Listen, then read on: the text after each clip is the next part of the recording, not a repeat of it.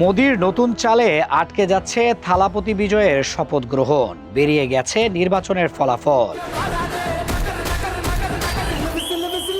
জিতে গেছেন থালাপতি বিজয়, তবু এখনো গঠন হয়নি সরকার, নেওয়া হয়নি শপথ। মাত্র 2 বছরের পুরনো থালাপতি বিজয়ের দল তামিলাগা ভেত্রি কাজাগাম 234 আসনের মধ্যে 108টি জিতে সবচেয়ে বড় দল হিসেবে উঠে আসলেও সরকার গঠনের জন্য দরকার 118টি আসন, আর সেখানেই আটকে আছে সবকিছু।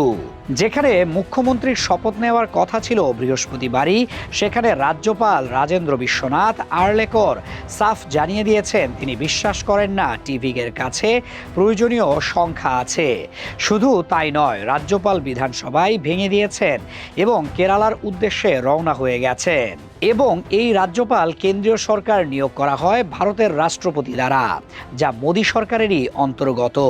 আর প্রশ্নটা এখানেই, কংগ্রেসের 5টি আসনের সমর্থন পেয়ে টিভিকের সংখ্যা পৌঁছেছে 113-তে, তবুও দরকার আরও 5টি আসন।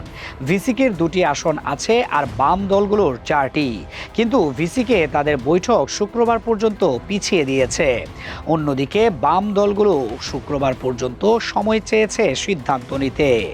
এরই মধ্যে জোহর সহ প্রতিষ্ঠাতা শ্রীধর ভেম্বু দাবি তুলেছেন রাষ্ট্রপতি শাসন জারি করে পুনরায় নির্বাচন দেয়া হোক। তিনি বলছেন সংখ্যা মিলছে না, সরকার অস্থিতিশীল হবে। এই বক্তব্য ঠিক কার স্বার্থে আসছে সেটা এখন ভাবার বিষয়। বুধবার রাজ্যপালের সঙ্গে দেখা করে সরকার গঠনের দাবি পেশ করেছেন বিজয়, এবং টিভিকের আইনি দলও রাজ্যপালের সঙ্গে দেখা করবে। কিন্তু বিশ্লেষকরা মোদীকে ইঙ্গিত করে বলছেন, পরিষ্কার বোঝা যাচ্ছে দিল্লি থেকে রাজ্যপালের মাধ্যমে তামিলনাড়ুতে একটা চাপ তৈরি করা হচ্ছে। এখন প্রশ্ন হলো, জনগণ রায় কি মোদীর কৌশলে আটকে যাবে, নাকি সব চড়াই উতরাই পার করে থালাপতি বিজয়ী হবেন আসল মুখ্যমন্ত্রী?